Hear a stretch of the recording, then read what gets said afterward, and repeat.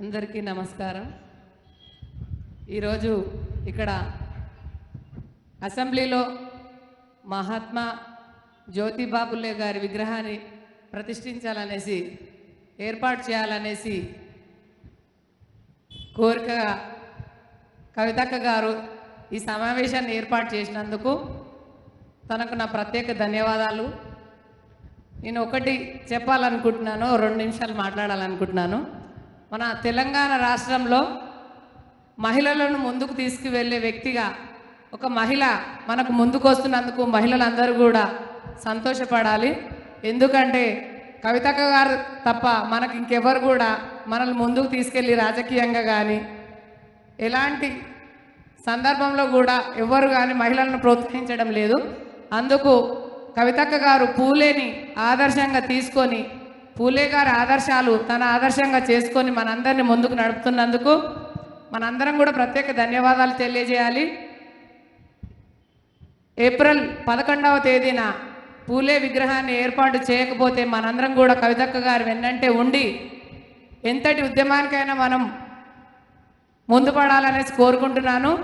అలాగే మహిళలందరూ కూడా ఒక్క తాటిపై ఉండి కవితక్క గారిని కాబోయే ముఖ్యమంత్రి చేసి మనందరం తన వెన్నంటే ఉండి మనందరం కూడా జై కవితక్క, పూలే గారి జై కవితక్క. థ్యాంక్ యూ అక్క.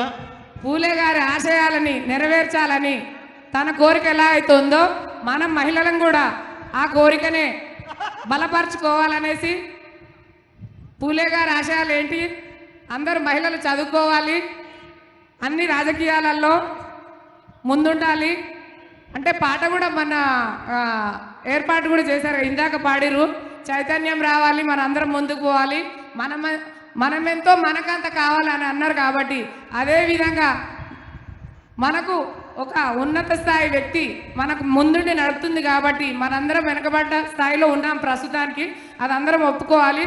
ఇక్కడ ప్రతి ఒక్క బీసీ ఏదో విధంగా దాగబడ్డే ఉన్నారు, అందులో నేనొకటి. కాబట్టి మనందరం కూడా తన చేయుతను కోరుకుంటే అందరం కూడా బాగుపడతాం. పూలే గారి ఆశయాలను కూడా మనం సాధించుకున్నట్లయితాం. ఎవరైనా కూడా ఇప్పుడు ఒక కోరిక కోరిందంటే ఇప్పుడు 150 సంవత్సరాల తర్వాత ఒక చరిత్ర గురించి చెప్పుకుంటున్నాం. పూలే ఏం చేసిండు, అతని ఆదర్శాలు ఏంటి, అవన్నీ చెప్పుకుంటున్నాం. మనం రాబోయే తరాలకు పిల్లలకు చెప్పాలంటే ఆ విగ్రహాలు ఉండాలి. ఇప్పుడు ట్యాంక్ బండ్ పైన కొన్ని విగ్రహాలు ఉంటాయి, ఎందుకుంటాయి, వాళ్ళు ఏంటి, వాళ్ళ కథ ఏంటి, వాళ్ళ బ్యాక్గ్రౌండ్ ఏంటి అని తెలుసుకోవాలి. రేపు 150 సంవత్సరాల తర్వాత మన కవితక్క గారి గురించి కూడా చెప్పుకుంటారు మన రాబోయే తరాలు. ఎందుకంటే ఇప్పుడు బీసీల గురించి, మహిళల గురించి, వెనుకబడ్డ తరాల గురించి పూలే గారు ఎంతైతే ఉద్యమించారో అదే బీసీల గురించి మళ్ళీ ఇంకో పూలేలాగా కవితక్క గారు ఉద్యమిస్తున్నారు. కాబట్టి 150 సంవత్సరాల తర్వాత మళ్ళీ మనం ఉండకపోవచ్చు, కవితక్క గారి గురించి గర్వంగా చెప్పుకునేటట్టు మరే సావిత్రిబా పూలే లాగా కవితక్క గారు ఎదగాలని మనస్ఫూర్తిగా కోరుకుంటూ పులి గడుపున పూలే పుడుతుంది. జై కేసీఆర్, జై కేటీఆర్, జై కవితక్క, జై తెలంగాణ, జై బీసీ. Thank you.